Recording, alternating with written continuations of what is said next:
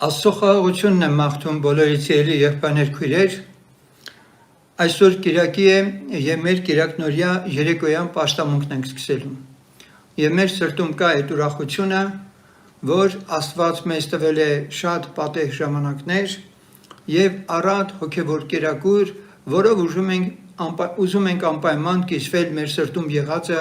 բոլոր նրանց հետ, ովքեր որ սովոր են մեր հետ միասին այս պաշտամունքում օրհնվել Տիրոջով։ Եվ այսպես սիրելիներ, ինչպես ասացի, մենք մի նպատակ ունենք, որպեսզի մեր պաշտամունքների մեջ առավելագույնս մոտեցած լինենք մեր սիրելի Փրկչին եւ շնորհք եւ ողորմություն ստացած լինենք եւ մեր հոգեվոր կյանքի մեջ ավելի մոտեցած լինենք մեր Աստծուն եւ շատ ավելի հեռացած աշխարհից։ Ես ուզում եմ իմ այսօրվա քարոզը սկսել սկզբից մի բառով, որը շատերիդ համար մատչելի է, շատ անգամներ եք լսել բնականաբար այս բառը, որը իր մեջ ներառում է մի ամբողջ կարելի ասել մարդկային կյանքի իմաստ։ Ունայնություն։ Աստվածաշունչը այս մեկ բառով բնութագրում է մարդու երկրավոր կյանքի իր ողջ բովանդակությամբ։ Պատկերացնում եք, մեկ բառ ամբողջովին մարդու կյանքի ողջ բովանդակությունը իր մեջ ներառում է։ Փուչ, անցողիկ, դատարկ, գոլորշի։ Մոտավորապես եբրայերենից այսպես է թարգմանված ունայնություն բառը։ Նորից եմ ուզում կրկնել, եբրայերենից ունայնություն բառը թարգմանվում է մոտավորապես այսպես՝ փուչ, անցողիկ, դատարկ, գոլորշի, շուք եւ այլն։ Այսինքն մի բան, որը ունի ակնթարթի իրողություն։ Մարդու կյանքը խոտի ծաղկի հետ է համեմատում Սուրբ Գիրքը։ Եվ միանգամից ուզում եմ հենց անդրադառնալ Աստծո խոսքին եւ ձեզ ներկայացնել մի քանի համարներ այս առումով, թե ինչքան հրաշալիորեն բացահայտվում է Աստծո խոսքի մեջ ունայնությունը առհասարակ։ Թող խոնար եղբայրը պարծենա իր բարձրությունով եւ հարուստն իր խոնարհությունով, որովհետեւ խոտի ծաղկի նման կանցնի, վասնզի արեքագծակեց իր սաստիկ տաքությունով եւ խոտը չորացրեց, եւ նրա ծաղիկը թափվեցավ, եւ նրա երեսի գեղեցկությունը կորավ, այնպես էլ հարուստն իր ճանապարհներում կթորոմի։ Հակոբոս 1:9-10 խոսքերը։ Մենք այստեղ լսում ենք, որ մարդու կյանքը առհասարակ ինչի հետ է, խոտի ծաղկի նման կանցնի, արեգագծակեց իր սաստիկ տաքությունով եւ խոտը չորացրեց, եւ նրա ծաղիկը թափվեցավ, եւ նրա երեսի գեղեցկությունը կորավ։ Հաջորդ համարը լսենք, որովհետեւ ամեն մարմին խոտի պես է, եւ մարդի ամեն փառքը խոտի ծաղկի պես, խոտը չորացավ եւ նրա ծաղիկը թափվեցավ։ Նույնպես խոսում է այս մասին մյուս առաքյալը, Առաջի Պետրոս 1:24 խոսք։ Այստեղ շատ հստակ ասվում է, ամեն մարմին խոտի պես է, եւ մարդի ամեն փառքը խոտի ծաղկի պես։ Պատկերացնում եք, մարդը երկրի վրա ինքը փառավորվում է, մարդը երևույթ է ինքը իրեն կարծում, բայց այդ ամենը համեմատվում է խոտի հետ, որը չորանում է եւ անցնում գնում է։ Անցնենք առաջ։ Ահա թիզի չափով կարգեցիր իմ օրերը եւ իմ կյանքի ժամանակը ոչինչի պես է քո առաջին, բոլորովին ունայն է ամեն մարդ, որքան էլ հաստատ լինի։ Այստեղ լսում ենք, որ խոսքի մեջ շատ հստակ ասվում է. թիզի չափով կարգեցիր իմ օրերը եւ իմ կյանքի ժամանակը ոչինչի պես է քո առաջին, բոլորովին ունայն է ամեն մարդ, որքան հաստատ էլ լինի։ Սաղմոս 39:5։ Ուրեմն մարդը ունայն է։ Մենք այստեղ լսում ենք, որ որքան էլ մարդը իրեն ամուր հաստատած լինի հասարակության մեջ այս կյանքում, միևնույն է ինքը ունայն է։ Երբ որ հանդիմանությունով խրատում ես մարդին իր անօրենությունների համար, ապա նրա գեղեցկությունը ոչնչացնում ես ինչպես ցեցից։ Իրավի որ ունայն է ամեն մարդ, Սաղմոս 39:11։ Սիրելիներ, շատ հոլիվուդյան աստղեր կան, որ ցավալիորեն իրենց կյանքը ավարտել են բավականին ցավով։ Ինչքան գեղեցկուհիներ են եղել, որոնք երբ որ արդեն ամբուժելի հիվանդությամբ անկողին են ընկել ու տարապել, նրանց գեղեցկությունից ոչինչ էլ չի մնացել։ Եվ նրանք ընդամենը մաշվել են եւ հետո հեռացել այս կյանքից։ Իրավի որ հասարակ մարդիկ ունայն են եւ մեծամեծ մարդիկը սուտ,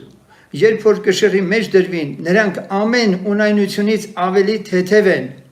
Սաղմոս 62:9 Ունայնությունը նաև համեմատվում է ինչ-որ քամու հետ։ Դուք պատկերացրեք, հիմա այստեղ ասում է, որ իրավի, որ հասարակ մարդիկ ունայն են և մեծամեծ մարդիկը սուտ, երբ որ կշռի մեջ դրվին, նրանք ամենը ունայնությունից ավելի թեթև են։ Այս նկարագիրները պիտի մեզ մի բան հուշեն, որ մարդը ընդհանրապես ինչքան էլ երկրի վրա ապրի, պարծենա, միևնույն է ինքը քամու, գոլորշու, շուքի նման անցնելու է ու գնա։ Մարդը նման է ունայնության, նրա օրերը անցնող շուքի պես են, Սաղմոս 144:4 խոսքը։ Ես հատուկ ընտրեցի այս համարները, կուզեմ, որպեսզի բոլորս լավ հասկանանք։ Աստվածաշունչը մեզ միանշանակորեն ցույց է տալիս, որ որքան մարդը շուտ հասկանա իր ունայն լինելը, այնքան այս կյանքում շահած կլինի։ Բայց քանի դեռ ինքը խապված է իր ներկայումս հասարակության մեջ դիրքով, կացությամբ, իր միջոցներով կամ իր մարմնավոր տվյալներով, այսպիսի անձնավորությունը վրիպում է Աստծո այն մեծ հրաշալի փրկության հրավերը,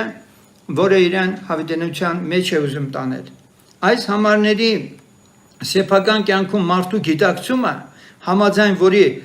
աշխարհում իր կյանքը այստեղ այս երկրի վրա ունայնություն են, այն դեպքում է տրվում մարդուն, եթե մարդը ձգտում է հասկանալ իր կյանքի իմաստը, իր ունայն լինելը առաջինն է, որ հասկանում է այս երկրի վրա։ Որոնում է ճշմարտություն, այսպիսի անձնավորությանը Աստված իր Սուրբ Հոգով օգտակար է լինում։ Եվ Աստված աշճանաբար նրան իրեն է քաշում։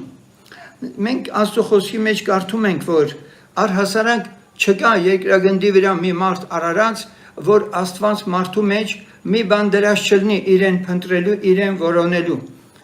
Բոլոր նրանք, ովքեր նույնիսկ որ չեն հավատում Աստծուն, իրենք չեն էլ հասկանում, որ իրենք իրենց ներսում կրում են մի բան, որ Աստված դրել է իրենց մեջ իրեն փնտրելու։ Ժողովող 3:11 կարդում ենք. Նա ամեն բան արել է վայելու ճիշտ ժամանակին, նաև հավիտենականությունը դրել է նրանց սրտումը, բայց այնպես, որ մարդը չէ կարող ըմբռնել Աստծո արած գործերի գլխիցը մինչև ծայրը։ Եվ այսպես Աստված մարդու մեջ դրել է հավիտենությունը ճանաչելու փափակ։ Մարդը չի հաշտվում իր մահվան հետ, մարդը չի ուզում հաշտվել այն մտքի հետ, որ մեկ օր պիտի մահանա ինքը։ Եվ հենց այդ չուզենալը, այդ կյանքի ծարավը հենց Աստծուց է, որ մարդու մեջ դրված է։ Եվ նրանց մի սիրտ պիտի տամ ինձ ճանաչելու, որ ես եմ Տերը, եւ նրանք իմ ժողովուրդը պիտի լինեն, իսկ ես կլինեմ նրանց Աստված, որովհետև իրանց բոլոր սրտովը դեպի ինձ պիտի դառնան։ Երեմիա 24:7 Մենք այստեղ տեսնում ենք, որ որպեսզի մարդը իր երկրավոր կյանքի ճիշտ իմաստը ստանա, անհրաժեշտ է, որպեսզի նա, որ իր կյանքի հեղինակն է, նա նաև իրեն ճանաչեցնելու մի հատ սիրտ տա մարդուն, որ մարդը կարողանա ճանաչել իրեն։ Եվ այստեղ մենք Երեմիայի այս գրքի մեջ կարդում ենք, որ Երեմիան ասում է այդ խոսքերը, որ Աստված մի սիրտ պիտի տա իրեն ճանաչելու, որ եթե ինքը այդ սիրտը չտա, իրեն չեն կարող ճանաչել։ Իսկ ում է Աստված այդ սիրտը տալիս։ Մենք շարունակության մեջ կտեսնենք, թե Աստված ում է այդ սիրտը տալիս, որպեսզի իրեն ճանաչեն։ Ովսիա մարգարեության 6-րդ խոսքն ասում է. «Եվ կճանաչենք, եւ էլ կհետևենք ճանաչելու Տիրոջը, արշալույսի պես պատրաստ է նրա ելքը, եւ նա պիտի գա մեզ համար անձրևի պես, վերջի անձրևի պես, որ ոռոգում է երկիրը»։ Սա արդեն մեր նշանաբանն է, Քրիստոսի աշակերտներ եկեղեցու կարելի ասել նշանաբանը։ Եվ կճանաչենք, եւ էլ կհետևենք ճանաչելու Տիրոջը, արշալույսի պես պատրաստ է նրա ելքը, եւ նա պիտի գա մեզ համար անձրևի պես, վերջի անձրևի պես, որ ոռոգում է երկիրը։ Մենք ճանաչել ենք այն չափով, ինչ չափով, որ այսօր Աստված մեզ իր զավակներն է արել, փառք Տիրոջը սրա համար։ Բայց մենք սրանով կանգ չենք առել, չենք բավարարվել ճանաչողության այս չափով։ եւ կհետևենք ճանաչելու Տիրոջը։ Այժմ ես ուզում եմ մի պահ կանգ առնել եւ ետ գնալ, որոշակիորեն ավելի բացահայտելու, թե իրականում որ անձնավորությանն է, որ Աստված իրեն ճանաչել է տալիս։ Եկեք Աստծո խոսքից իմանանք, թե ինչպես առհասարակ մարդը ունայնացավ եւ ընկավ ունայնության գիրկը։ Աստծո ներկայությունից դուրս որոշեց մարդը ապրել։ Կարդում ենք Աստվածաշնչում այդպես է գրված, որ մարդը Աստծո ներկայությունից դուրս փորձեց ապրել։ Եվ ահա այդ մարդու ձգտումը, որ մարդը փորձում էր Աստծո ներկայությունից դուրս ապրել, դա հենց այնպես չեղավ։ Մարդը պարզապես հավատափող եղավ։ Մինչ այդ Աստված խոսել էր մարդուն, եւ մարդը Աստծո կամքի մեջ էր, սակայն հանկարծ հայտնվեց մեկ ուրիշ բանականություն, որը ուղղակիորեն մարդուն կարողացավ հավատափող անել։ Մարդն իր ազատ ընտրության իրավունքով մերժեց Աստծո ասած խոսքը, հավատը Աստծո խոսքի նկատմամբ եւ դարձավ դեպի հակառակորդը Սատանան, որն էլ մարդուն տարավ մոլորության մեջ։ Այսպիսով ես Աստծո ներկայության բացակայությունն եմ ուզում այստեղ նշել, որովհետև երբ որ մարդը Աստծո ներկայության մեջ էր, կյանքի մեջ էր ինքը գտնվում, բայց Աստծո ներկայությունից դուրս ամեն բան ունայն է։ Եվ սա ես ասում եմ նաև բոլոր այն հավատացյալներին, ովքեր այսօր թեպետ հավատացյալներ են, սակայն եթե Աստծո ներկայության մեջ չեն, ձգտում լինել իրենց փափագը Աստծո ներկայության մեջ չէ, թող շտապեն անպայման Աստծո ներկայության մեջ գնալ, իրենք ունայնության մեջ են։ Ադամն ու Եվան դրախտից վտարվելուց հետո իրենք ունայնացան ամբողջովին, որովհետև իրենց կյանքի իմաստը, որը հավիտենական կյանքն էր, որը հավիտենական երջանկությունն էր Աստծո մոտ, այժմ արդեն չկա։ Ինչու՞։ Որովհետև երբ Աստծո ներկայությունը չկա մարդու կյանքում, մարդն այլևս ունայն է։ Եվ ինչպես քիչ առաջ լսեցինք, իհարկե բոլոր համարները վերաբերում էին մեղավոր մարդկանց, որոնք ունայն էին եւ ունայնությունից էլ թեթև էին։ Այսօր քիչ չեն իսկապես ունայնության մեջ ապրող հավատացյալները։ Բավարարվել են, որ իրենք կարդում են գիրքը եւ աղոթում են, բայց հեչ մտահոգված չեն, երկնքի միջամտությունը ունեն իրենց կյանքում, թե ոչ։ Սիրելիներ, այնքան հեշտ է մարդը խաբվում, անգամ հավատքի կյանքում, մտածելով, որ ամեն ինչ իր կյանքում արդեն նորմալ է։ Սակայն քիչ հետո մենք կհամոզվենք, որ բաներ կան մեր կյանքում, ակնկալիքներ Աստծուց, որ մենք պետք է այդ ակնկալիքները Աստծո առջև արդարացնենք։ Մարդը ստեղծվել էր իր արարչի հետ ներդաշնակ անմահության, հավիտենության մեջ ապրելու համար, ինչը ունենալով ազատ ընտրության իրավունք կարող էր եւ մերժել այն։ Արդյունքում նրա կյանքը երկրի վրա մի շոքի, գոլոր խոտի ծաղկի կյանքի տևողություն դարձավ։ Եվ ինչպես բանաստեղծն էր ասում, ծնվում ենք ակամա, ապրում ենք զարմացած, իսկ ես կավելացնեի, որ ցավի ու տառապանքի մեջ եւ մեռնում կարոտով։ Այո, բանաստեղծն ասում է, ծնվում ենք ակամա, ապրում ենք զարմացած եւ մեռնում ենք կարոտով։ Յուրաքանչյուր մարդ պետք է մի հատ միտք առնի, իրապես այս կյանքն ինչի համար է։ Իր ծննդի պատճառն ինքը չէ, ինքը ծնվել աշխարհ է եկել, ակամա, հիմա ինքն ապրում է եւ փորձում է հասկանալ, միջև մի բան ուզում է հասկանալ, արդեն վերջ, այս կյանքն ավարտվում է իրա։ Բայց ավարտվելու պահին էլ մարդը մեծ փափագ ու կարիք ունի, կարոտ ունի, ապրելու ձգտում ունի, բայց ավաղ դա չի տրվում, որովհետև հստակ օրենք կա բոլորի համար,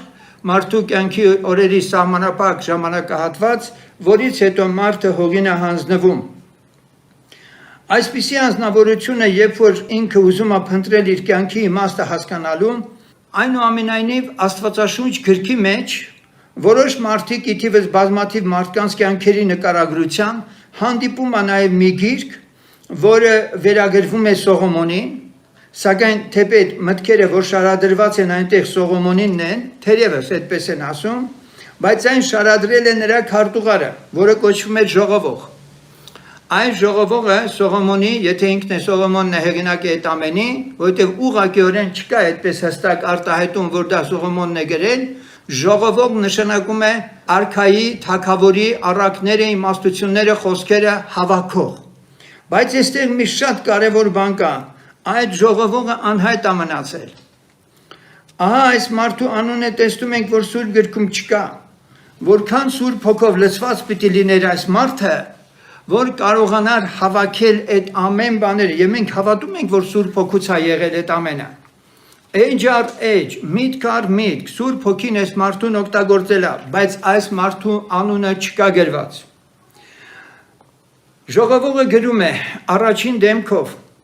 նա թագավոր է եւ իր արչեւ խնդիր է դրել կյանքի իմաստը հասկանալու։ Այս անձը ասում է, որ իր աչքի ցանկությունները չի մերժել, ինչ ուզել է արել է, մարմինն ինչ ուզել արել է, ամեն ինչ որ ուզել է իր շրջապատում փառք, պատիվ, ամենին ինքը հասել է։ Իրանից ոչ առաջ, ոչ էլ հետո որպես թագավոր Իսրայելի մեջ այլևս չի եղել այդպիսի մեկը։ Եվ սա ի վերջո իր արչև խնդիր է դնում, որպեսզի կյանքի իմաստը հասկանա։ Դե հիմա ամեն ինչ արել է, ոչ մեկը իր նման այդ փառքի ու մեծության մեջ չի, ու վերջում հանկարծ հասկանում է, որ ընդ որում ես ձեզ ասեմ, որ Սողոմոնը ըստ որոշ հաշվարկների շատ կարճ է ապրել, 60 տարի։ Ի տարբերություն մյուսների, բայց այս անձնավորությունը իր կարճ կյանքի մեջ ընդամենը որքան հնարավոր էր մարմնին հագուր տալ, մսխեց միջև վերջ, ինչը որ կարող էր այս երկրի վրա, բայց եկավ մի պահ, որ նա իր հիմնական եւ գերագույն նպատակը դարձրեց լրջագույնս կանգ առնել եւ կյանքի իմաստը հասկանալ։ Նա ով այս գաղափարին շուտ է հասնում, շատ բան է շահում եւ իրապես արդեն իմաստության ճանապարհի առաջին քայլը կատարել է, ով որ իր կյանքի իմաստը ուզում է հասկանալ, նա իմաստության առաջին քայլը կատարել է։ Եվ ժողովուրդը վերջում կասի, այս բոլոր խոսքերից վախճանը լսիր, Աստծուց վախեցիր եւ նրա պատվիրանները կատարիր, որովհետեւ Աստված թե բարին եւ թե չարը դատաստանի պիտի բերի։ Եվ այսպես հանկարծ հասկանում է, որ ոչ թե պետք է ինքը իր սրտի ցանկության, իր մարմնի ցանկության, իր խելքով, իր հասկացածով ապրեր երկրի վրա, այլ ճիշտ կլիներ, որ ավելի շուտ իր սիրտը Աստծուն տված ապրեր Աստծո փառքի համար։ Եկեք այսպիսի մարդու կյանքի վերաբերյալ խորհումները մի հատ հասկանանք։ Նա, ով որ կյանքի իմաստը սկսել է փնտրել արդեն իր կյանքում։ Վստահաբար գիտեմ, որ շատերդ նույնպես հետևել եք այս օրինակին եւ փորձել եք հասկանալ ո՞րն է ձեր կյանքի իմաստը եւ այսպիսի հարցեր դրել եք ինքներդ էլ ձեր առաջ։ Ինչու եմ ծնվել։ Ինչու պետք է մեռնեմ։ Եվ ինչու պիտի հողին հանձնվեմ։ Ինչու է կյանքը վաղանցիկ ու կարճ։ Ինչու ուրախությունն ու լացը ուղեկցում են մարդուն։ Ինչու է իր աշխատանքով ու չարչարանքով մարդը հաց վաստակում։ Եվ կամ հեշտ է տրվում որոշներին այդ ապրուստը, սակայն արի ու տես, որ իրենք տառապում են հիվանդությունով եւ չեն կարողանում վայելել այն ամենը, ինչ դիզել է։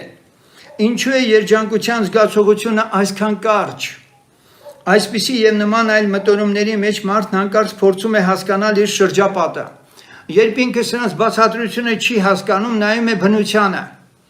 Եվ բնության մեջ բուսական կենդանական աշխարհին նայելով եւ դրանց անսահման բազմազանությունը տեսնելով, չհասկանալով դրանց գոյության պատճառն ու իմաստը, ակամա հայացքը երկինք է հառնում։ Տեսնում է աստղերը, լուսինն ու արևը, գիշերին հաջորդում է ցերեկը, անսխալական ժամանակ է հոսում։ Ով է հեղինակը բոլոր այս կանչելիքների, հարցը կա, պատասխան չունի։ Եվ մարդու միտքը կանգ է առնում, որովհետև չկա պատասխան։ Եվ հանկարծ տեղի ունենում մի սովորական հանդիպում։ Ինչ որ մեկը նման այս մարդու, որ նույնպես փնտրել էր կյանքի իմաստը, ունի պատասխան այս բոլոր հարցերի,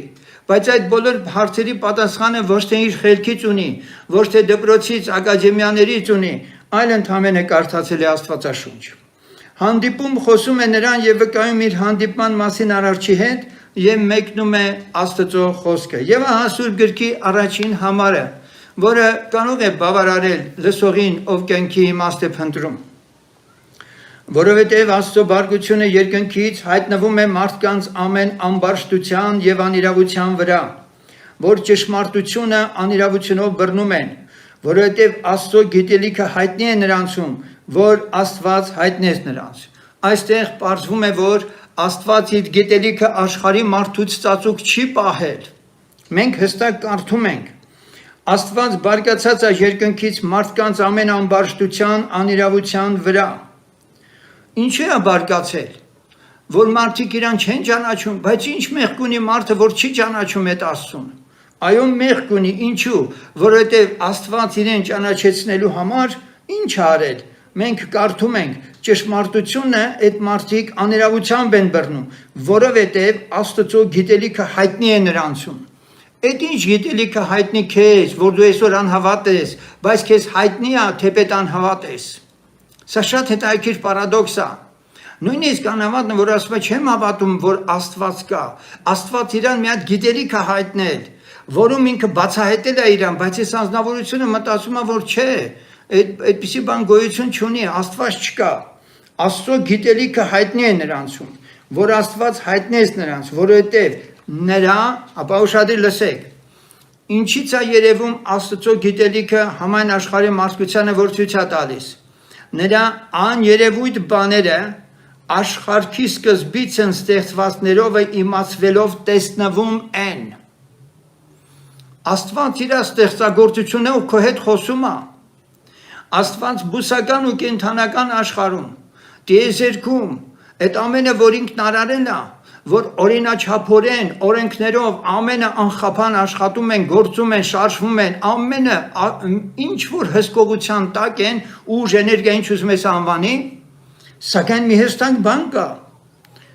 Տիեզերքում եւ կյանքի մեջ առհասարակ, բուսական լինի թե կենդանական, հստակ օրենքներ են գործում։ Եթե կան օրենքներ, բնական օրենքներ, ուրեմն կա օրենսդիր։ Շատ տրամաբանական հարց է, սա պատահականություն չէ եւ ամեն ինչ օրինաչափությանն է ենթակա եւ օրենսդիր գոյություն ունի եւ այդ օրենսդիրը Աստված ինքն է։ Եվ Աստված ասում է, որ իր ստեղծագործությունները բավական է, որ հուշեն իր գոյության մասին։ Նրա մշտնջենավոր զորությունը, աստվածությունը հայտնի է մարդուն, այնպես որ անպատասխան մնան, որովհետև Աստծուն ճանաչելով նրան Աստծո պես չփառավորեցին կամ շնորհակալ չեղան, այլ իրանց մտածմունքներում ունայնացան եւ նրանց անմիտ սրտերը խավարեցան, ասելով թե իմաստուն են, հիմարացան։ Դուք պատկերացնում եք, երկրաբանն ասում է երկիր մոլորակը 4 միլիարդ տարեկան է։ Հնագետը պեղումներ է կատարում եւ ասում մարդը 30,000 տարի առաջ Homo sapiens դարավ, հիմա էլ շվարել են 2 միլիոն տարի են հետ տանում։ Քաղաքակրթություններ եւ այլն տարիներ են որոշում։ Տերը Հոբին կանչեց ու ասեց՝ «Մի հատ կանգնի տեսնեմ»։ Դու որտեղ էիր, որ ես ստեղծում էի երկինքն ու երկիրը, այդ ինչ ժամանակներ ես իբր չափում։ Եվ գիտությունը խափում է մարդկությանը, եւ մարդն էլ ինքն իր նմանակով խապված, էլ չեմ ասում դիվական գիտելիքներով, այսօր խապված ինքը բավական էր, որ նայր տիեզերքին, բնությանը, կենդանական աշխարհին եւ փափագեր այդ ամենի ստեղծողին ճանաչել, Աստված կճանաչեցներ այդ մարդուն։ Բայց այստեղ գրված է, որ նրանք ունայնացան, իրանց մտածմունքներում ունայնացան եւ նրանց անմիտ սրտերը խավարեցան, ասելով թե իմաստուն են, հիմարացան։ Այժմ մարդը, երբ որ արդեն սկսել է ուշադրությունը դարձնել Աստվածաշնչին, փորձում է հասկանալ ստեղծագործության նպատակը եւ մարդու կյանքի իմաստը արդեն արտահայտված Աստծո խոսքի մեջ։ Աստծո կողմից մարդկությանը տրված այս Աստվածաշնչի միջոցով ցանկացած անձնավորություն, եթե անկեղծ է իր որոնումների մեջ, բոլոր հարցերի պատասխանը կստանա։ Եվ այն, երբ անցնում է Աստվածաշնչի էջերով, քայլ առ քայլ բացահայտում է մարդու եւ առհասարակ ստեղծագործությունների պատճառահետևանքային կապերը։ Բավական է, որ ինքը սկսի թերթել Աստվածաշունչը եւ ուշադիր ընթերցի, ինքը կտեսնի պատճառահետևանքային կապերը։ Եվ այսպես ամեն ինչ, որ ստեղծվել է, Աստծո կողմից է ստեղծվել եւ ծննդոց առաջի գլուխն ասում է, որ բարի էր։ Աստված երբ որ ստեղծեց ամեն բան բարի էր։ Երբ արդեն բարի չդարձավ, երբ որ մարդը Աստծո բարիքը հանձնեց հակառակորդին, չարին, ինչ որ իմաստով կարելի է սա նույնիսկ գողություն անվանել։ Մարդն ստեղծվել էր Աստծո փառքի համար, Ադամը որոշեց ինքն իրեն Աստծուց գողանալ եւ այն ամենը ինչ որ Աստված իրան էր տվել, այդ ամենով հանդերձ հանձնվեց ու գերի գնաց հոժարաբար սատանային ու հակառակորդին։ Նա մշտապես նախկինում ինչպես ասացին կյանքի մեջ էր եւ իր գոյությունը պայմանավորված էր հենց կյանք հանդիսացող Աստծո ներկայությամբ։ Ինչ որ մի պահի մարդը հավատափող լինելով հավատաց հակառակորդին, սա հավատափոխություն էր, որովհետև գրված է հավատքը լսելուց է, լսելը Աստծո խոսքից։ Եթե այն ժամանակ ինքը Ադամը լսում էր Աստծուն, հետևաբար նաև հավատում էր այդ խոսքին եւ կյանք ուներ։ Բայց հիմա եթե իրական չտվեց սատանային, հավատաց արդեն սատանային, Եվայի միջոցով թե ինչպես դա չէր էականը, հավատաց արդեն սատանային եւ երկու հավատքի խոսք չէին կարող մարդու մեջ լինել։ Եվ այն հավատքի խոսքը, որ սատանան բերեց մարդու մեջ, մարդը դա ընդունեց, Աստծո նկատմամբ, Աստծո խոսքի նկատմամբ հավատը մարդու միջից դուրս եկավ։ Ինչ ժառանգեց մարդը, հավիտենական կյանքը մերժելով, ինքը ձեռք բերեց վախ, ցավ, տառապանք, հիվանդություններ եւ ի վերջո հողեր հողին պիտի դառնար։ Աստծո խոսքը ընթերցողը շարունակում է այսպիսի վիճակից էլ ելք փնտրել։ Հիմա տեսեք, սկզբում ինքը ճանաչեց Աստծո ստեղծագործություններով Աստծուն, հետո ճանաչեց մարդու կացությունը, թե բարի էր սկզբում Աստծո արածը, հետո մարդը ինքը հոժարվեց չարիքի մեջ գնաց, այնուհետև հիմա փնտրում է լավ պիտի լինի Աստվածաշնչում ելք այս վիճակից դուրս գալու, թե չէ։ Որովհետև Աստծուն ճանաչելով նրան Աստծո պես չփառավորեցին կամ շնորհակալ չեղան, այլ իրանց մտածմունքներում ունայնեցան եւ նրանց անմիջ սրտերը խավարեցան, ինչպես կարդացինք, ասելով թե իմաստուն են եւ հիմարացան, եւ անեղծ Աստծո փառքը փոխեցին եղծաների մարդի, թրջունների, չորքոտանիների, սողունների պատկերի նմանության հետ։ Նրա համար Աստված էլ նրանց մատնեց իրանց սրտերի ցանկության մեջ պղտության համար, որ խայտարակեն իրանց մարմիններն իրանց անձերումը, որոնք Աստծո ճշմարտությունը ստության հետ փոխեցին եւ երկրպագեցին ու պաշտեցին ստեղծվածներին, քան թե ստեղծողին, որ օրհնյալ է Հավիտյանս։ Հռոմեացիս առաջի գլուխ 21-ից 25 խոսքերը։ Քիչ առաջվա իմ ասացի հաստատումներ էս ամենը, ի վերջո մարդը փորձում է ելք փնտրել եւ ահա բացահայտվում է նաեւ ելքը։ Պարզվում է Աստված կանչում է մարդուն։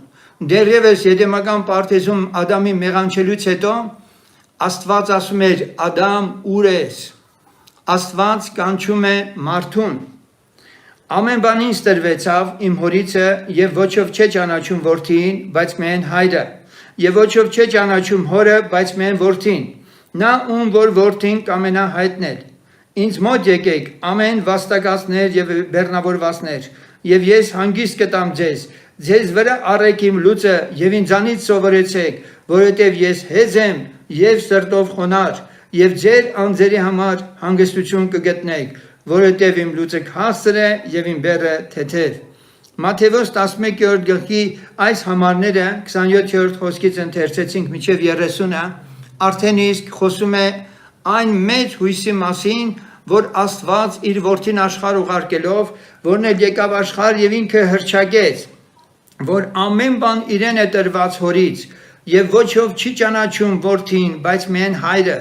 եւ ոչով չի ճանաչում հորը, բայց միայն որդին։ Եվ այսպես Աստված ուզում է իրեն եւ որդուն ճանաչել տա։ Եվ այստեղ մենք շատ հստակ կարդում ենք, որ Տերը հրավիրում է ճանաչողության։ Եկեք ինձի, բոլոր հոգնածներ եւ բեռնավորվածներ, եւ որ մարդն արդեն ինքը իր մեղավորության, Աստծուց լքված լինելու, տառապանքի, ցավի, ամենատարբեր պարագաներում, այդ վիճակում է գտնվում, հանկարծ Աստծո խոսքի մեջ կարդում է, որ Աստված իրան կանչում է։ Եկեք ինձ մոտ ամեն վաստակածներ եւ բեռնավորվածներ, եւ ես հանգիստ կտամ ձեզ։ Եվ այսպես, եթե Աստված ինձ կանչում է, արդեն իսկ այստեղ միանգամից մեր առջև նկարագրվում է Ավետարանի բարի լուրը։ Եվ պարզվում է, որ մեր Տեր Հիսուս Քրիստոսը այն հրաշքները, նշանները, որ արեց, ամենամեծ հրաշքը, որ մարդկության համար արեց, դա խաչի վրա իր զոհաբերելն էր եւ մանավանդ իր մահից հետո հարություն առնելն էր, որ բացեց մարդկության համար, որ այս կյանքով չի ավարտվում կյանքդ, կա հավիտենական կյանք, դու հոգի ունես, քո հոգին հավիտենական հոգի է, եւ նա որ պիտի հավատա ինձ, նրա հոգին էլ հավիտյան Աստծո հետ պիտի բնակվի երկնքում, եւ թե մեռնի պիտի ապրի ինչպես գրված է։ Եվ այսպիսի հույս ունենալով, բնականաբար ավետարանի են բոլոր խոստմունքները ունենալով, մարդը վերջը ընդունում է Հիսուս Քրիստոսին որպես իր Տեր ու Փրկիչ, միակ ճանապարհ, ճշմարտություն եւ կյանք, այլևս կյանքի իմաստն ու ճշմարտությունը իր համար բացահայտված է, եւ ինքը խաչի վրա տեսնում է իր հին բնության մահը, ավարտը, հավատքով ինքը տեսնում է Հիսուսի հետ գերեզման դրվելը եւ հավատքով ինքը տեսնում է Հիսուսի հետ հարություն առնելը։ Տեր Հիսուս Քրիստոսին ընդունելով իրեն որպես Տեր եւ Փրկիչ վերստին ծնվում է։ Եվ վերստին ծնվելուց հետո որպես ճանապարհ ճշմարտություն կյանք արդեն ընդունած լինելով հավատալով նրա աշխարհ գալու նպատակին, այսպիսի անձնավորությունը կոչում է ձեռք բերում։ Եվ որն է այդ կոչումը։ Այժմ ես ունայնություն բառից հետո անցնում եմ կոչմանը։ Երբ մարդը ունայնությունից հետո որոշակի արժևորում է ձեռք բերում, որովհետև Աստծո որդի է դառնում ինքը, արդեն այդ մարդուն չի կարելի ունայն անվանել։ Նա արդեն արժեք ունի։ Այն ժամանակ մեղավոր անարժեք մարդը ունայնություն էր ընդհանրապես իրանից ներկայացնում։ Այժմ Աստծո որդի է, բայց Աստծո որդու կոչումը, որ գերագույն կոչում է, բազմաշերտ նշանակություն ունի։ Եկեք հիմա անդրադառնանք մեր կոչմանը։ Աստված փրկված հոգու հետ բարեկամություն է ուզում անել։ Գիտեիր դու սա։ Աստված, եթե դու փրկված ես, վերստին ծնված ես, քեզ հետ բարեկամություն է ուզում անել։ Նա որ քեզ արդեն փրկել է, ուզում է քեզ հետ մտերմանալ իրոք եւ բարեկամանալ։ Դու շատ ես լսել քարոզիչներից, որ Աստված մտերմանալ է ուզում, մտերմացեք Աստծո հետ եւ այլն։ Բայց ես այսօր հատուկ акցենտ եմ ուզում դնել, հատուկ ուզում եմ վերաբերյալ խոսել, որ եթե հավատացյալը չի ուզում աճել Աստծո արչեւ բարեկամ կոչվելու, ուրեմն վրիպումը խիստ կարևոր իր հոգևոր կյանքի հաղթական կյանքով ապրելու շատ կարևոր մի բաժին։ Բայց կամենում ես գիտենալով դարտակ մարդ, որ հավատն առանց գործերի մեռած է։ Մեր հայր Աբրահամը չէ որ գործերով արդարացավ իր որդի Իսահակին պատարագ անելով սեղանի վրա։ Տեսնում ես, որ հավատքը նրա գործերի հետ միասին գործեց։ Եվ այն գործերով հավատքը կատարյալ եղավ։ Եվ կատարվեցավ գրքի խոսքը, որ ասում է. «Եվ Աբրահամը հավատաց Աստծուն, եւ արդարություն համարվեցավ նրա համար, եւ Աստծո բարեկամ կոչվեցավ»։ Տեսնում եք, որ մարդ գործերով է արդարանում, ոչ միայն հավատքով։ Հակոբոս 2:20-24 հավատքն առանց գործերի մեռած է։ Ի տարբերություն շատ այլևան մեկնությունների, այսօր ես ուզում եմ կենտրոնանալ մի կարևոր խնդրի վրա։ Կոնկրետ այս խնդիրը սրան է վերաբերում։ Աստված մարդուց պահանջում է անել մի բան, Աբրահամից պահանջվեց, Աբրահամը իր ամենաթանկը, ամենասիրելին, նվիրականը պատրաստ էր հանուն Աստծո զոհելու, եւ այդ արարքը հավատքի հետ միասին երբ Աստված տեսավ, իսկ ինչ հավատք տեսավ, որ Աբրահամը հավատում է, որ Իսահակով է օրհնվելու իր սերունդը եւ թեպետ մորթելու է հարությունը առնելու իր որդին, Տերը նախ իրան արդարություն համարեց իր արածը եւ երկրորդը Աստծո բարեկամ կոչվեց։ Աստծո բարեկամ։ Եհովան խոսում է Մովսեսի հետ դեմ առ դեմ, ինչպես մի մարդ իր բարեկամի հետ։ Մենք տեսնում ենք երկրորդ բարեկամը Սուրբ գրքում գրված։ Եվ Մովսեսը բանակն էր դառնում, բայց նրա ծառա Նավեի որդի Հեսու պատանին խորանի միջիցը չէր անում, Ելից 33:11։ Եվ այսպես Մովսեսը եւ Աբրահամը Աստծո բարեկամներ էին հռչակված։ Դու հիմա մտածում ես, ասում ես կամ եղբայր, նահապետները կարող էին Աստծո բարեկամ կոչվել, նրանց կյանքում այնպիսի հրաշալի կերպով էր Աստված խոսում, գործում եւ այլն։ Ինչի մասին է խոսքը, միթե դա մեզ էլ է հասու, միթե մենք էլ կարող ենք իսկապես լինել այնպիսի անձիկ, ինչպես իրենք են եղել եւ մենք էլ կարող ենք հռչակվել Աստծո բարեկամներ, սերներ։ Ես ասեմ, ավելի կոնկրետացնեմ,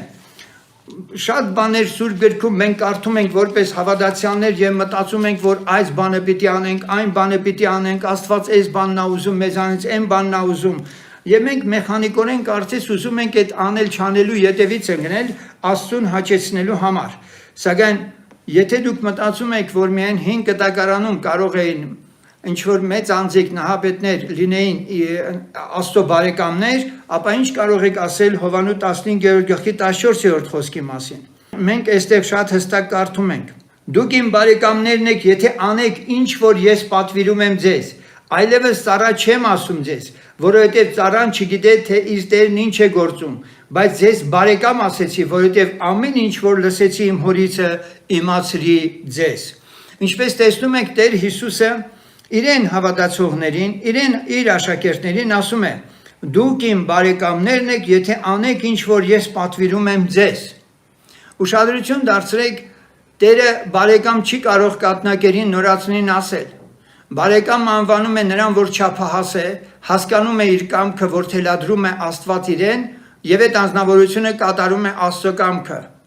Այսպիսի անձնավորությունը այստեղ մենք կարդում ենք, այլևս ծառա չեմ ասում ձեզ, որովհետև ծառան չգիտե թե Տերն ինչ է գործում։ Այսպիսով մենք որպես Աստծո որդիներ, մենք կանչված ենք նաև Աստծո բարեկամները լինելու։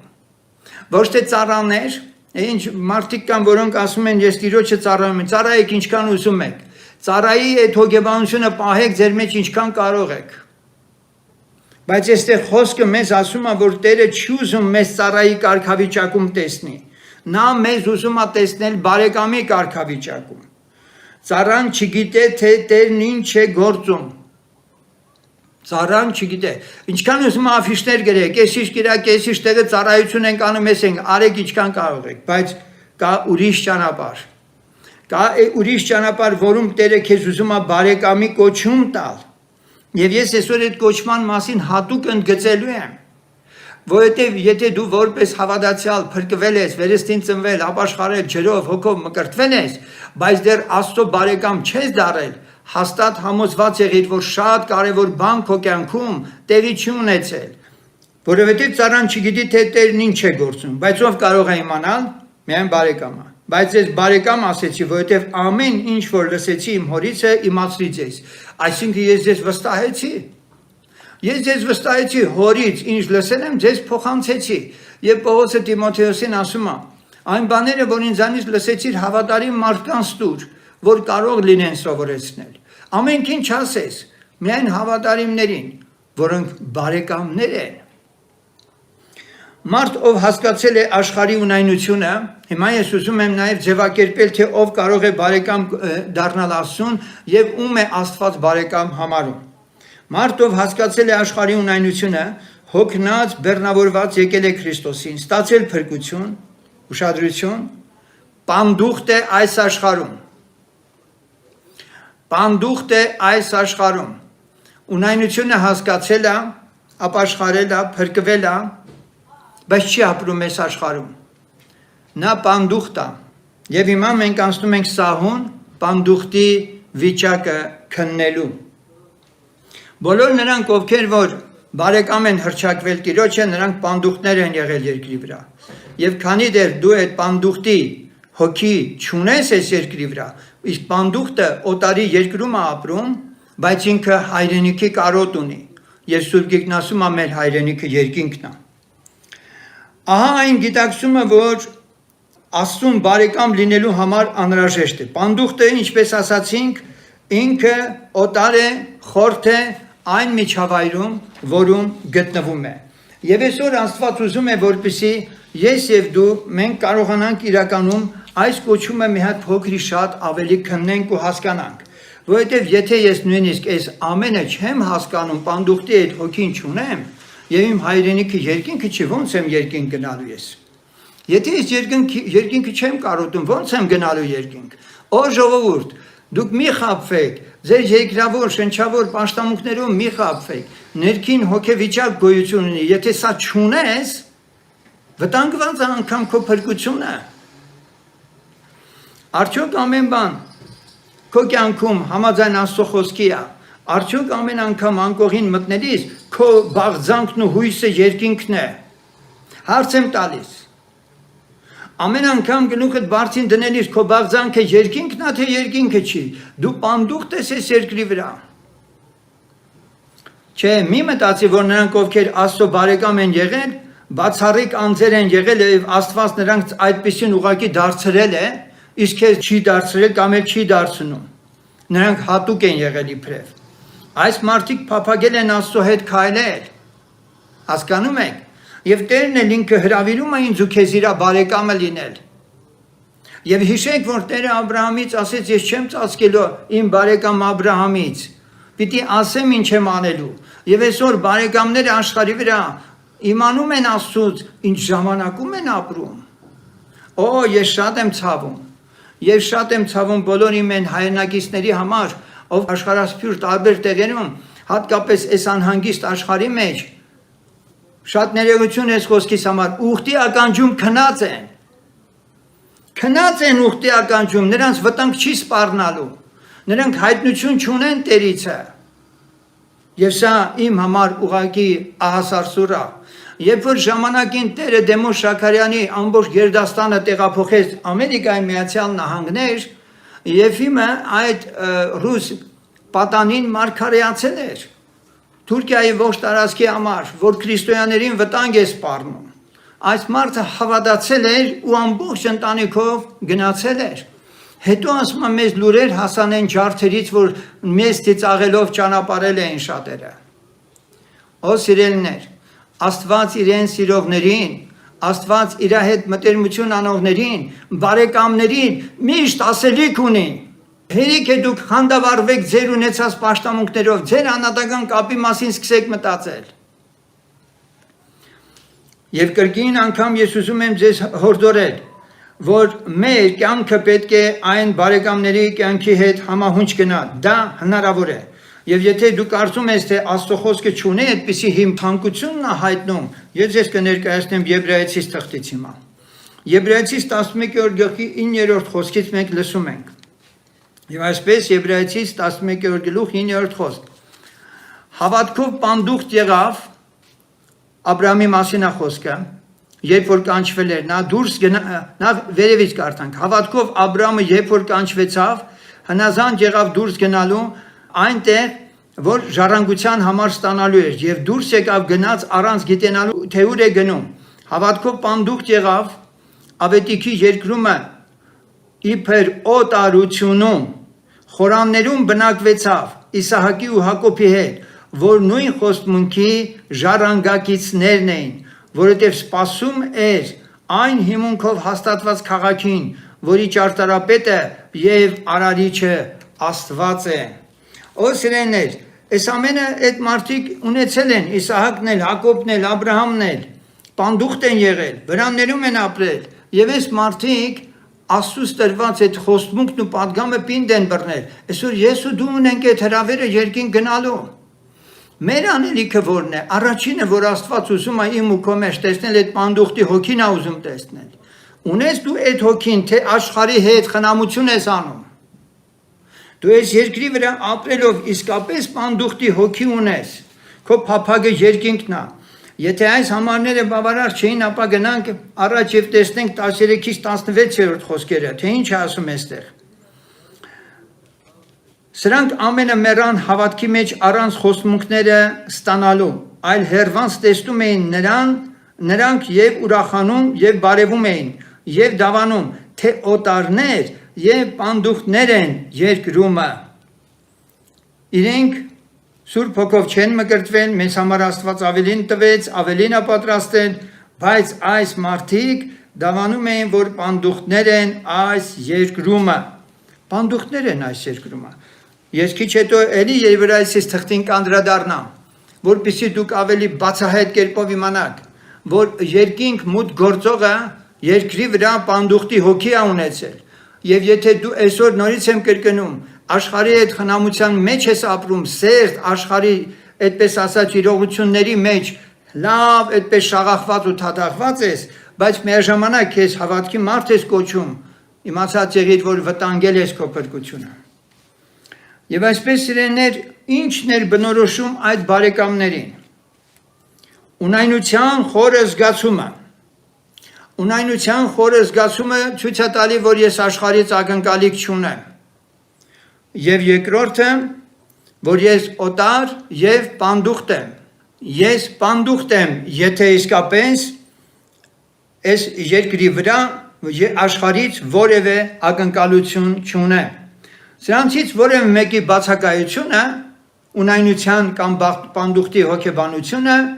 ինչ չի կարող Աստծու բարեկամ կոչել կամ էլ Աստծուն մոտեցնել։ Հապա լսեք, թե Դավիթն ինչ է ասում։ Ես ուզում եմ անդրադառնալ հիմա պանդուխտի թեմային։ Հիմա տեսնենք իսկապես 5 կտականում, նոր կտականում այս թեման կա, թե պարզապես ասենք մի քիչ շատ ավելի են գույները խտացնում։ Ոչ սիրեներ, ել եմ կրկնում։ Ճշմարիտ քրիստոնյան այն քրիստոնյանա, ով իր ներսում աշխարհը թողած, աշխարհի ունայնությունը մերժած, աշխարհից զատված, օտար եւ խորթա աշխարհի համար եւ իր ողջ մղումը երկինքն է։ Եվ մենք առաջի մնացորդած 29-րդ գլխի 19-րդ խոսքից լսում ենք։ Գնանք առաջի մնացորդած 29-րդ գլուխ 13-ից 17-րդ խոսքերը։ Հիշեցնեմ, թե սա ինչ պարագա էր։ Իրականում Դավիթը հավաքում էր միջոցներ, որպեսզի Տիրոջ համար մի տուն շիներ, մի տաճար շիներ։ Եվ այստեղ մենք կարդում ենք. Եվ հարստություն եւ պատիվը քո երեսից է, եւ դու ես ամենի վրա տիրողը, եւ քո ձեռին է զորությունը ու կարողությունը, եւ քո ձեռին է ամենի մեծացնելը եւ ուժովացնելը,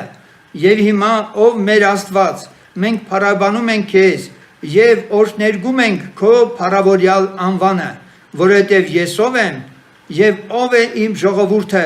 որ կարողություն ունենար այսպես ընծամ մատուցանելու, որովհետև ամեն բան քեզանից է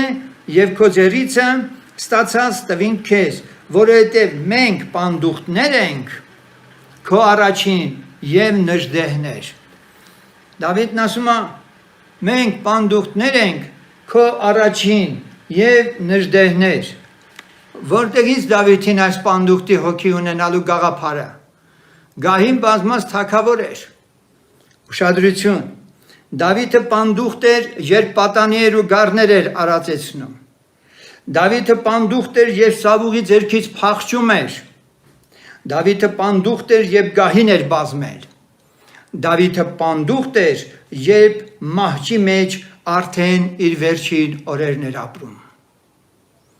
Սեներ, անկախ ամեն իրավիճակներից մարդը պետք է ինքը հասկանա, որ ինքը հյուր է այս երկրի վրա, ինքը ժամանակավոր է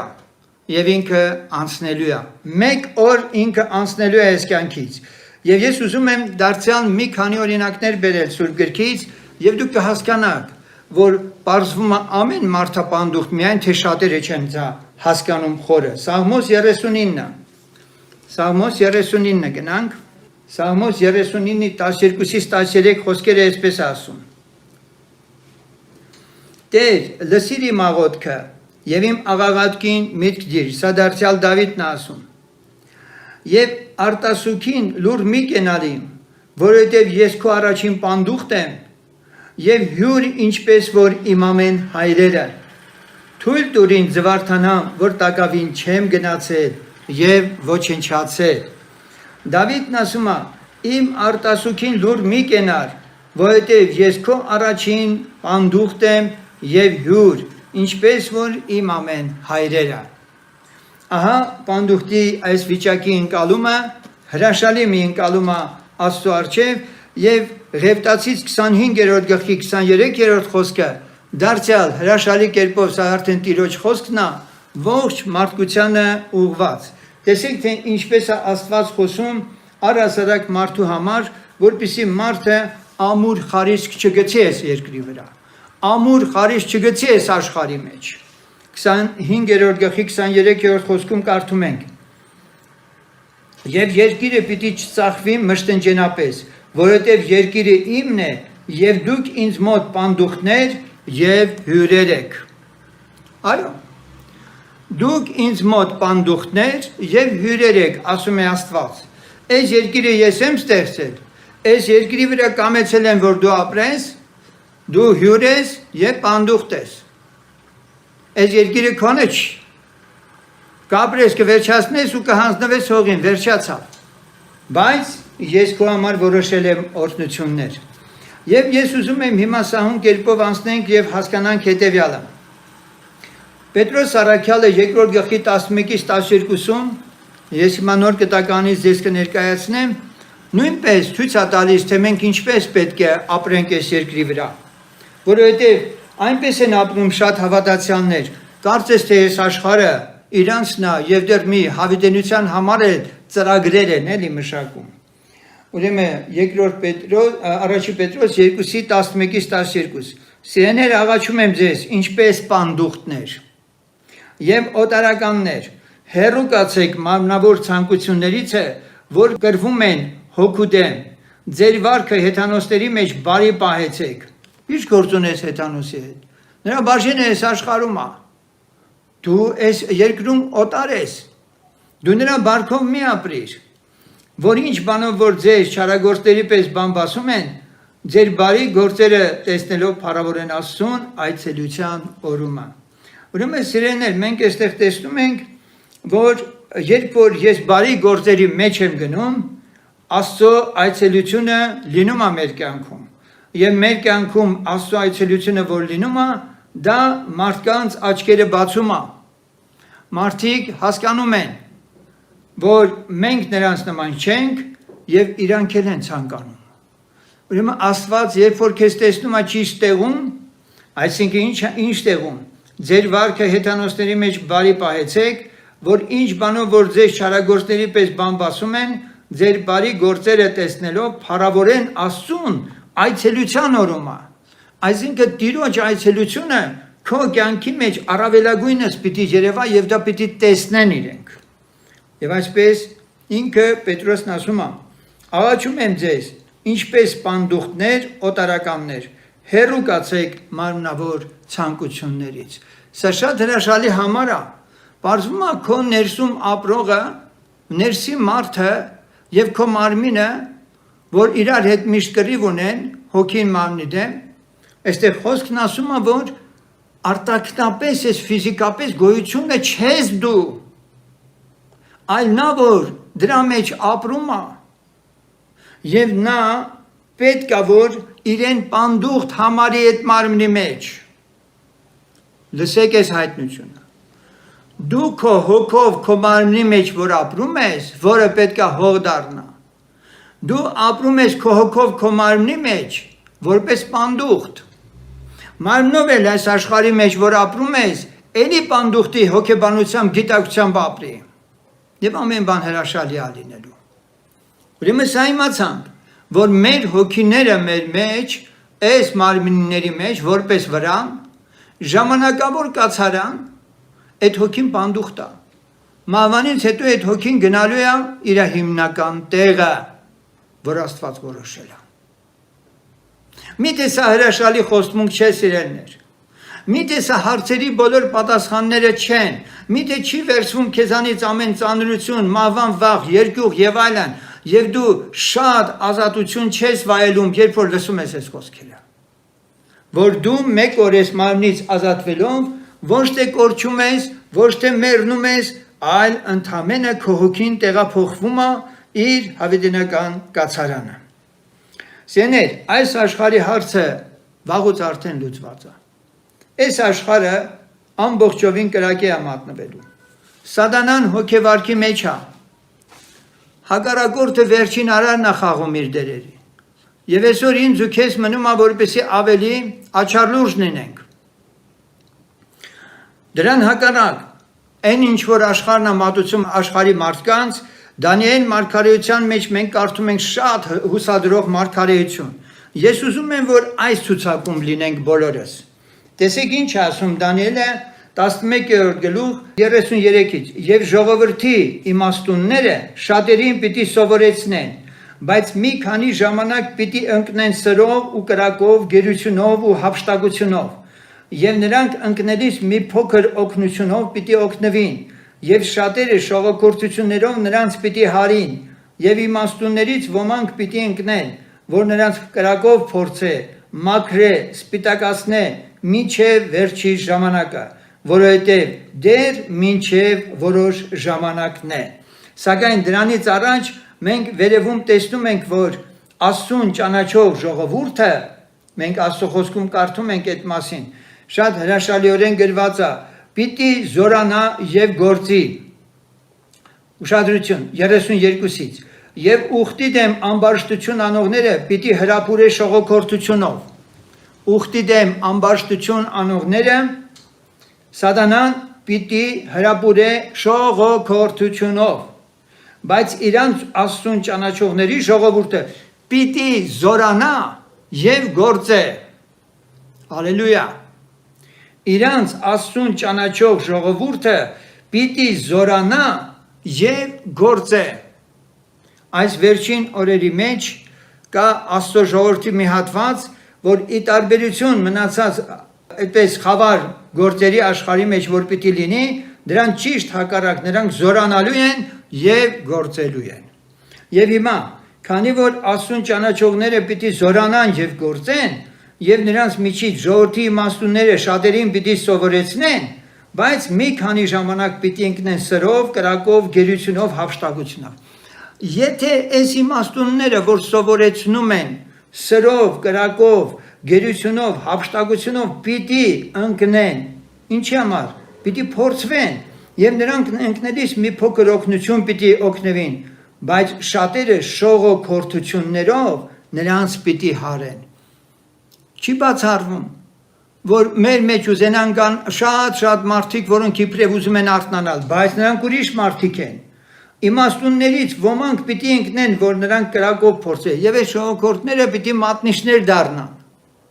Եկեղեցում իբրև թե արթնանալ են ուզում, բայց իրենք մատնիչներ են լինելու։ Ում են մատնելու։ Աստծո զորացող եւ գործողների այդպես գործնեությունը խաթարելու համար նրանք պիտի ծառայեն նաեւ հակառակորդին։ Եվ այսպես Աստծո զորավորը ով է, եթե ոչ Աստծո բարեկամը։ Աստծո զորավորը, որ պիտի գործե եւ պիտի հաջողե, Աստծո բարեկամն է։ Աստծո բարեկամները 3 թշնամի ունեն։ Առաջին, չեն սիրում աշխարհը։ Իրենց մարմինները խաշտ են հանում բնական կրքերով հանդես, Հռոմեացից 6:6։ Նրանց մարմինը խափանված է Քրիստոսի խաչով։ Մեղքի համար չեն ապրում նրանք։ Ուրեմն երկրորդը, որ այդ թշնամին էր, դա իրենց մարմինն է, որի հետ հարցերը լուծելու ձևը գիտե։ Երրորդ, սատանային հաղթում են գարան արյունով։ Նրանց ոչ ոք չի կարող համոզել, թե իրենց մեղքերը չեն թողված։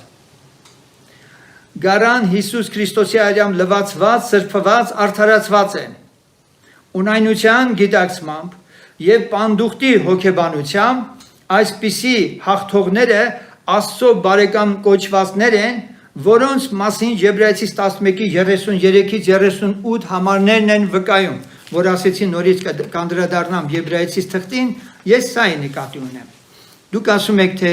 մենք չենք կարող բարեկամ կոչվել, Տերը հրավիրում էր, մենք արդասինք այդ մասին Հովանու ավետանում, եւ հիմա Եբրայեցիս թղթում ովքեր են այս անձիկ, եթե ոչ Աստծո բարեկամներ, ովքեր կարող էին անցնել այս ամեն թոհուբոհով, եթե նրանք մտերիմները չլինեին Աստծո։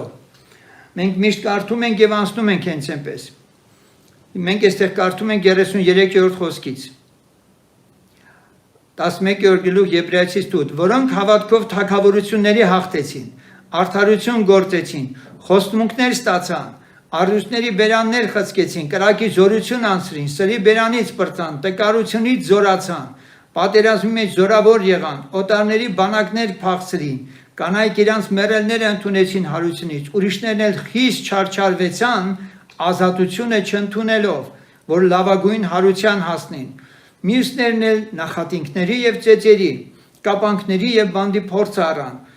քարկոծվեցան, սղոցվեցան, փորձանքի մեջ ընկան, սրով սպանված մեռան, ոչխարի մորթերով եւ այծի կաշիներով ման եկան, կարոտություն քաշելով, ով է կարոտություն, պանդուխտը, նեղված, չարչարված, որ աշխարհքը նրանց արժանի չէր, որ անապատներում մոլորվեցան, սարերում եւ այրերում եւ երկրի խորոշներում։ Ցեզանից ոչ մեկը դեռ այս կյանքի մեջ չի գնացել։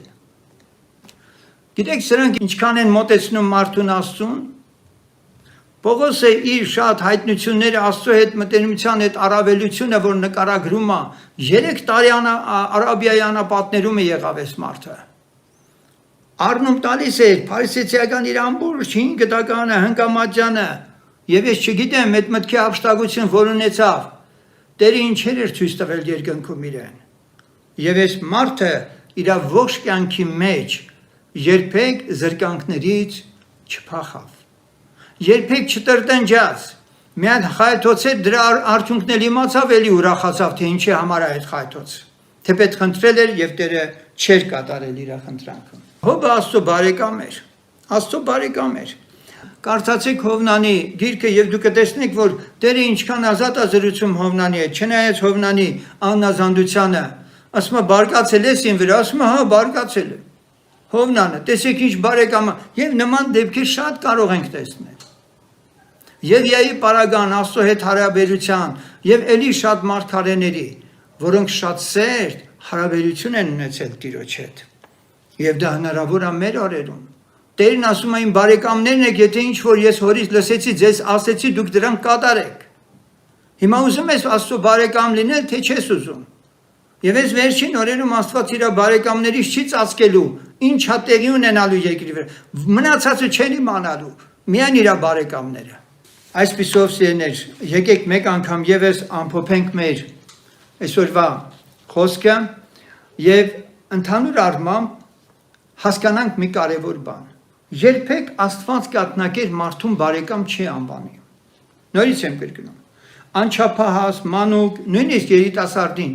նրան բարեկամ չի ասի։ Ինչու՞։ Որովհետև երբ որ մեկին ինքը բարեկամ է ասում, այլևս այդ անձնավորությունը վստահվում է Աստծո կողմից, իր խոսքը իրան հանձնելու և այս անձնավորությանը Տերը վստահում է ավելին, նրա առջև դրվում է խնդիր, որ այդ բարեկամը պետք է հավատարմորեն կամ դա պահի, պինդ բռնի կամ էլ ինչ-որ մի բան անի։ Եվ այսպես բարեկամը չափահաս անձնավորություն, չափահաս հոգևոր անձն է։ Աստված միշտ էլ Սուրբ Գրքի մեջ տեսնում ենք համապատասխան հոգևոր աճերի մեջ ասում է նրանք են հոգևոր մարդիկ, ովքեր հոգով են վարվում։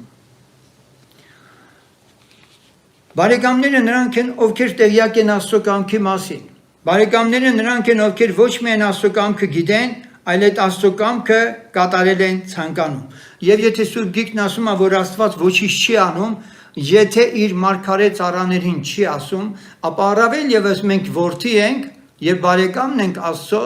նա մեզանից չի թաքցնելու այս օրերին ինչ կա աշխարհի մեջ, ինչ է սպասվում և որն է մեր այսօրվա անելիքը։